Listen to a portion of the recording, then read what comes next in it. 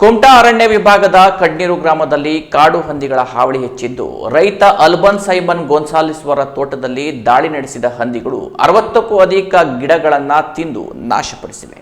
ಪ್ರತಿನಿತ್ಯ ತಡರಾತ್ರಿ ಕಾಡು ಹಂದಿಗಳ ಹಿಂಡು ನಡೆಸಿದ ದಾಳಿಯಿಂದ 60ಕ್ಕೂ ಹೆಚ್ಚು ಅಡಿಕೆ ಸಸಿಗಳು ಹಂದಿಗಳ ದಾಳಿಗೆ ಬಲಿಯಾಗಿವೆ. ಅಡಿಕೆ ತೋಟಕ್ಕೆ ಕಾಡು ಹಂದಿಗಳು ದಾಳಿ ಮಾಡಿ ಹಾನಿಪಡಿಸಿರುವುದನ್ನು ಕಂಡ ರೈತ ಅಲ್ಬನ್ ಸೈಮನ್ ಗೋನ್ಸಾಲಿಸ್ ಕೂಡಲೇ ಅರಣ್ಯ ಇಲಾಖೆಯ ಅಧಿಕಾರಿಗಳಿಗೆ ಮಾಹಿತಿ ನೀಡಿದ್ದಾರೆ. ಕೆಲ ದಿನಗಳ ಹಿಂದೆ ಇದೇ ಗ್ರಾಮದ ಕೆಲ ರೈತರ ತೋಟಗಳಲ್ಲಿ ದಾಳಿ ನಡೆಸಿದ ಹಂದಿಗಳು ನೂರಾರು ಅಡಿಕೆ ಸಸಿಗಳನ್ನು ಹಾಳು ಮಾಡಿದ್ದವು.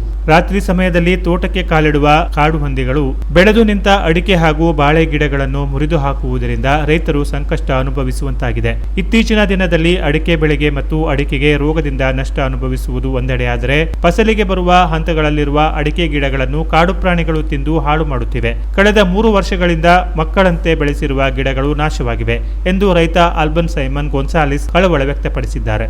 ಹಂದಿಗಳ ಹಿಂಡಿನಲ್ಲಿ ಮರಿಗಳು ಇರುವುದರಿಂದ ತಾಯಿ ಹಂದಿಯು ಜನರ ಮೇಲೆ ದಾಳಿ ನಡೆಸುವ ಸಾಧ್ಯತೆ ಇದೆ. ಹೀಗಾಗಿ ನಮ್ಮ ಕಷ್ಟವನ್ನು ಅರಿತು ಅರಣ್ಯ ಇಲಾಖೆ ಅಧಿಕಾರಿಗಳು ಸ್ಥಳ ಪರಿಶೀಲಿಸಿ ಸೂಕ್ತ ಪರಿಹಾರ ಒದಗಿಸಿಕೊಡಲು ಕ್ರಮ ಕೈಗೊಳ್ಳಬೇಕು ಎಂದು ಅಲ್ಬನ್ ಸೈಮನ್ ಗೋನ್ಸಾಲಿಸ್ ಅಧಿಕಾರಿಗಳನ್ನು ಆಗ್ರಹಿಸಿದ್ದಾರೆ. Canara plus news, Honnavar.